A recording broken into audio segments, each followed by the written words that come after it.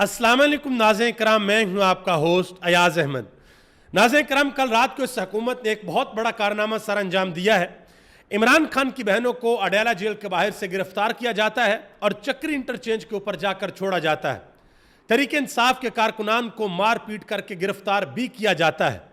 अब एक तरफ तो हुकूमत ये दावा करती है कि सब कुछ बिल्कुल ठीक ठाक है, नून लीग इस मुल्क की मकबूल तरीन जमात है, और दूसरी तरफ खौफ का ये आलम है कि इमरान खान को उनकी बहनों के साथ मिलने नहीं दिया जाता। डर और खौफ इस बात का है कि कहीं इमरान खान के अंदर से कोई बयान ना आ जाए, कोई स्टेटमेंट अंदर से इमरान खान की बाहर ना आ जाए। जिस वक्त अलीमा खान को और उनकी बहन को गिरफ्तार किया गया, उनके साथ कौन कौन मौजूद था, रिहाई के बाद उनके साथ कौन कौन मौजूद था, रिहाई के बाद उन्होंने अहम तरीन प्रेस कॉन्फ्रेंस भी की, ये सारी चीज़ें आपके सामने रखने के लिए जा रहा हूँ। और आपको यह भी बताने के लिए जा रहा हूँ कि जिस वक्त नवाज शरीफ साहब कैद के अंदर थे, जेल के अंदर थे, तो उनके साथ मुलाकातें किस तरीके से की जाती थी, कितने कितने लोग आते थे और किस माहौल के अंदर मुलाकात करवाई जाती थी। केपी असेंबली के अंदर बड़ी अहम और सख्त तकारीर की गई हैं बाजोड़ ऑपरेशन के हवाले से, वो आपके सामने रखने के लिए जा रहा हूँ। नेशनल असेंबली के अंदर पाकिस्तान तहरीक इंसाफ के एक MNA ने वाज़ह तौर पर ऐलान किया है कि जब हमारा वक्त आएगा, जब हमारी यहाँ पर हुकूमत होगी, तो हम सूद समेत हर चीज़ वापस लौटाएंगे। इसके अलावा एक अहम तरीन खबर यह निकली है कि 2024 में जो हज का ऑपरेशन था, उसके अंदर बहुत बड़ी करप्शन की गई है, उसकी तफसीलात आ गई हैं। और मीडिया के हवाले से भी ये चीज़ें सामने आ गई हैं कि इस हुकूमत ने अभी तक मीडिया को कितने अरब रुपए दे दिए हैं इश्तिहारात की मद में। ये सारी चीज़ें आपके सामने रखने के लिए जा रहा हूँ। गुजारिश करूँगा कि वीडियो को लाइक कर दें, चैनल को सब्सक्राइब कर लें, ताकि इन्फॉर्मेशन का सिलसिला आप लोगों तक पहुँचता रहे। नाज़रीन करम, सबसे पहले बात करते हैं इमरान खान की बहनों के बारे में। देखिए, इमरान खान की बहनें हर मंगल को जाती हैं, फैमिली की मुलाकात का दिन होता है, वो जाती हैं कि हमारे भाई के साथ मुलाकात करवाई जाए।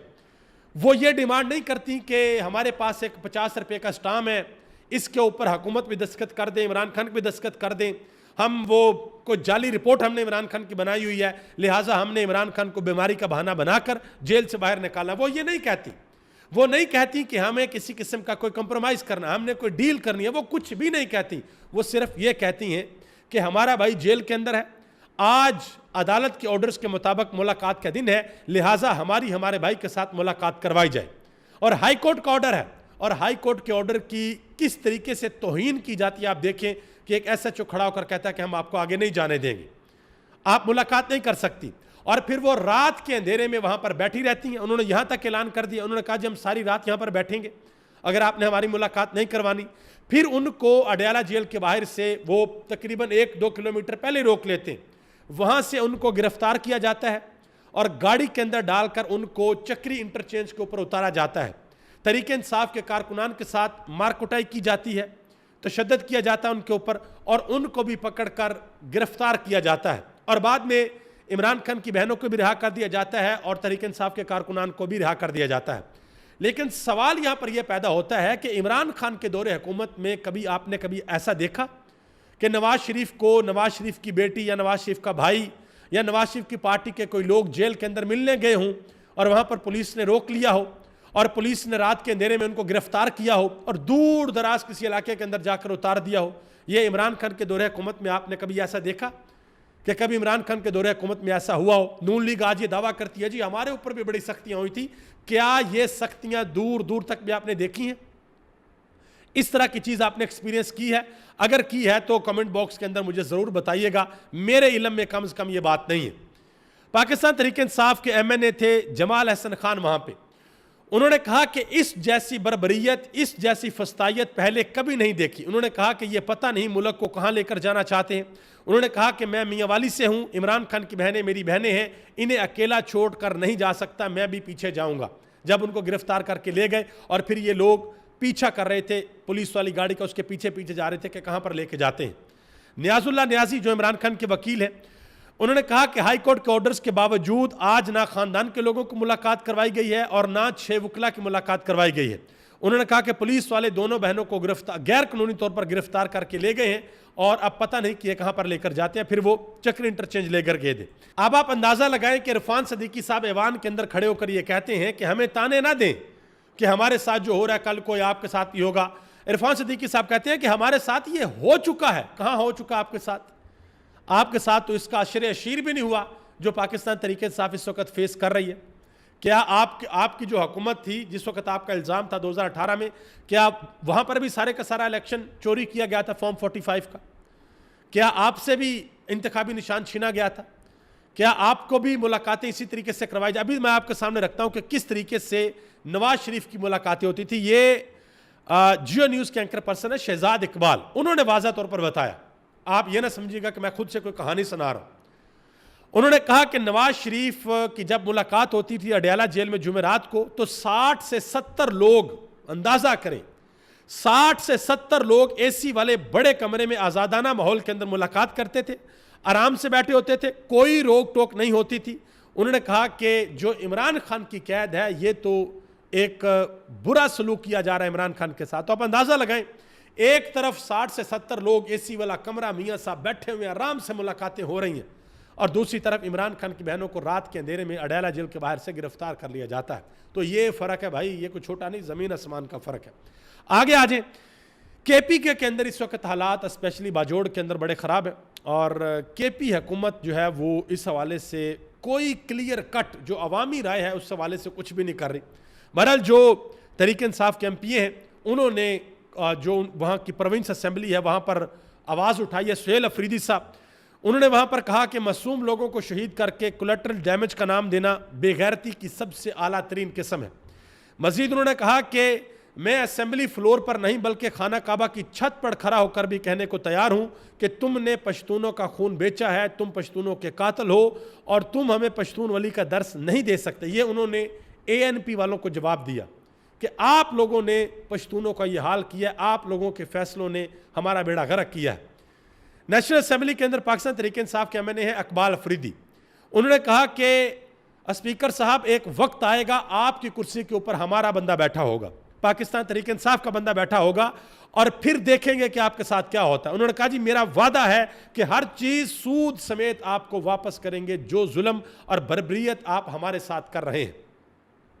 ایک بات کے اوپر اسپیکر ایاز صادق صاحب کہتے ہیں کہ کل بھارت میں راہل گاندھی صاحب گرفتار ہوئے اپوزیشن لیڈر، ان کا کوئی پروڈکشن آرڈر جاری نہیں ہوا. انہوں نے کہا جی مجھے کسی گرینڈ جرگا کی سمجھ نہیں آتی، میرا گرینڈ جرگا یہ ایوان ہے. اندازہ لگائیں کہ یہ ایوان ان کا گرینڈ جرگا ہے جس ایوان کے لوگوں کو پارلیمنٹ کے اندر گھس کے گرفتار کر لیا گیا تھا، اور آج تک ایاز صادق صاحب کچھ بھی نہیں کر سکے. اور جہاں کی مسالے دے رہے ہیں وہاں پہ ان کو 2 گھنٹے کے اندر رہا کر دیا گیا تھا.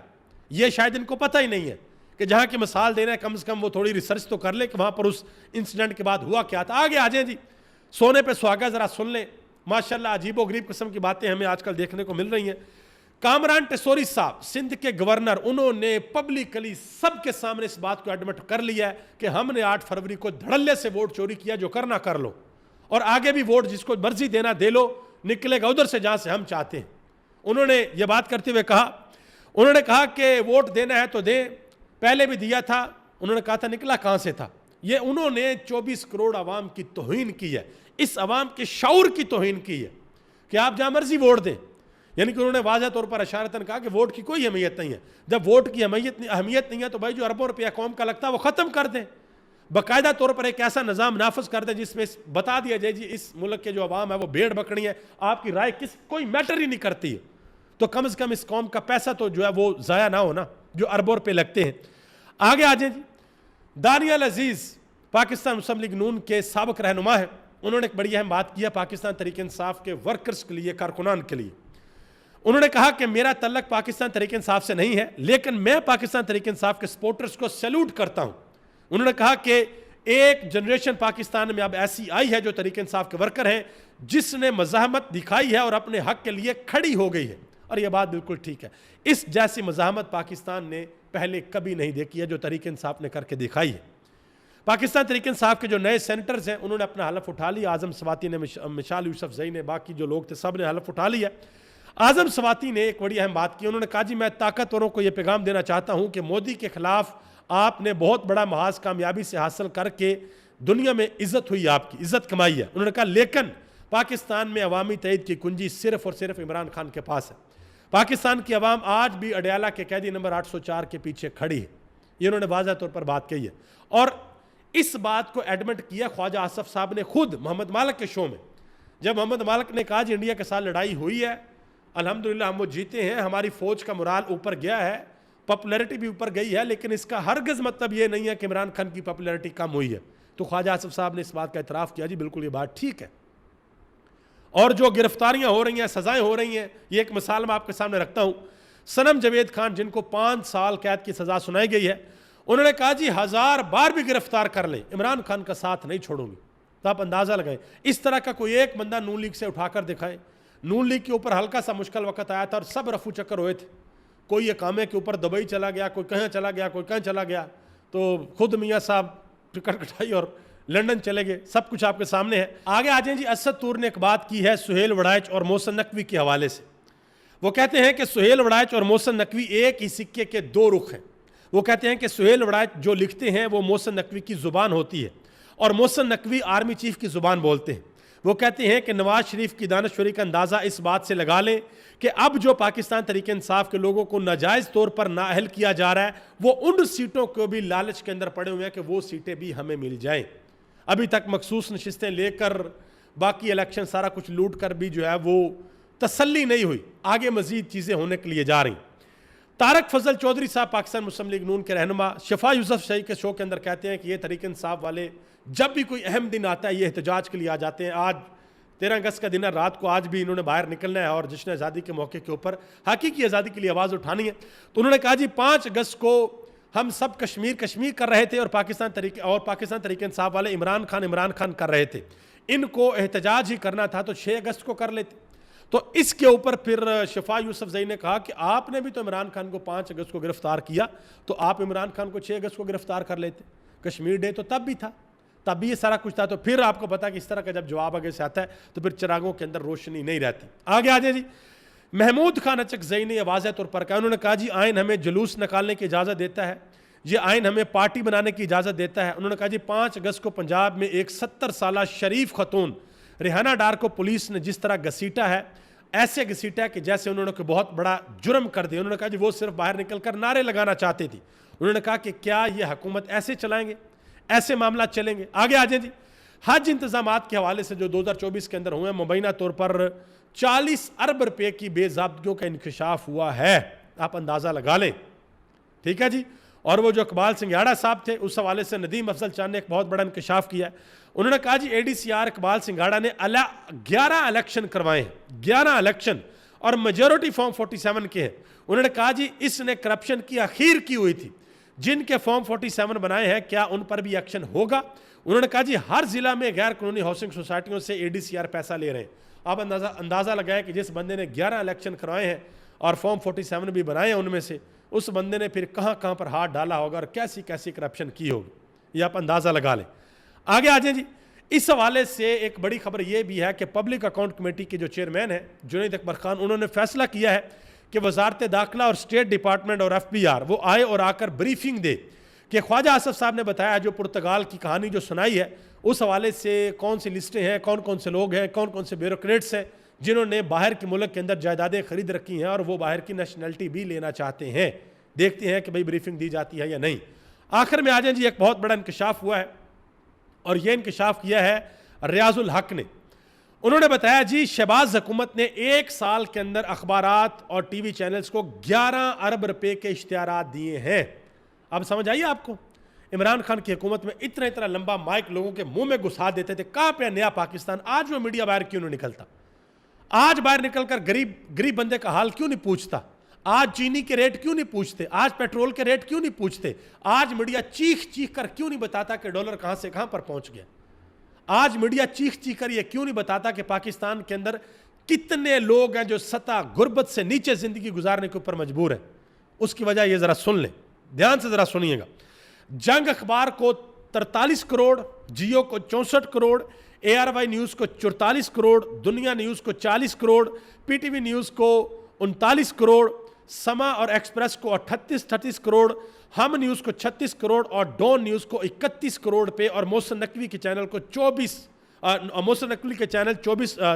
نیوز کو 23 کروڑ پہ کے اشتہارات ملے. اور کہانی ادھر سٹاپ نہیں ہوتی بھائی، رکیں ذرا بھی صبر کریں. مزید انہوں نے کہا کہ ایسے اخبارات کو اشتہارات دیے گئے ہیں جن کے کبھی ہم نے نام ہی نہیں سنے. اب اخبارات کے نام ذرا سنیں. انہوں نے کہا جیسے کہ ایک اخبار کا نام ہے اعلان, ایک کا آہنگ, ایک کا انجام, ایک کا شمع فروزاں, ایک کا FIR, ایک کا نام اخبار عوام, ایک کا اعتدال, ایک کا الجلال, ایک کا بیسٹ بزنس. انہوں نے کہا کہ یہاں تک کہ BBC ہیڈ لائن اور BBC ہیڈ لائنز ان کے رپورٹر کو بھی اشتہارات دیے گئے ہیں. انہوں نے کہا جی 19 کروڑ کے اشتہارات اوصاف کو دیے گئے ہیں, روزنامہ بیپار اور روزنامہ فوری ایکشن کو بھی 14 لاکھ کے اشتہارات دیے گئے. یہ آپ اندازہ لگا لیں کہ یہ اس حکومت نے ہمارے ساتھ کیا ہے. یہ عام عوام کا پیسہ نا جی, عام لوگوں کا پیسہ ہے. آگے آج اس میڈیا کے حوالے سے مجاہد حسین نے ایک بڑی اہم بات کی ہے. وہ کہتے ہیں کہ بھارتی میڈیا کو لوگ گودی میڈیا کہتے ہیں. کیوں؟ کیونکہ وہ مودی کی گودی کے اندر بیٹھا ہوا ہے, اور پاکستان کے میڈیا کو تو گود کے اندر بیٹھنے کی بھی اجازت نہیں ہے. یہ چرنوں کے اندر بیٹھتے ہیں, نیچے پاؤں کے اندر بیٹھتے ہیں جو طاقتور لوگ ہیں. اسی لیے اسے چرنی میڈیا کہنا, بولنا اور لکھنا چاہیے. ٹھیک ہے جی. آخر میں جی ڈاکٹر شیریں مزاری گئی ہیں ان خواتین کے پاس جو بلوچستان سے آئی ہوئی ہیں, اور اسلام آباد کے اندر وہ اپنے پیاروں کی تلاش میں اور احتجاج کر رہی ہیں کہ ہمیں ہمارے پیاروں سے بلایا جائے.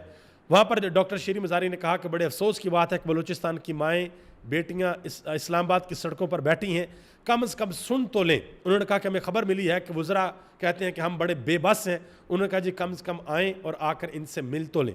جنید اکبر خان بھی گئے, انہوں نے جا کر ان سے معافی مانگی اور کہا کہ ہمارے دور حکومت میں ہم نے آپ لوگوں کے لیے کچھ نہیں کیا, لیکن اب ہم آپ کے لیے آواز اٹھائیں گے. ابھی تک لیے اتنا ہی.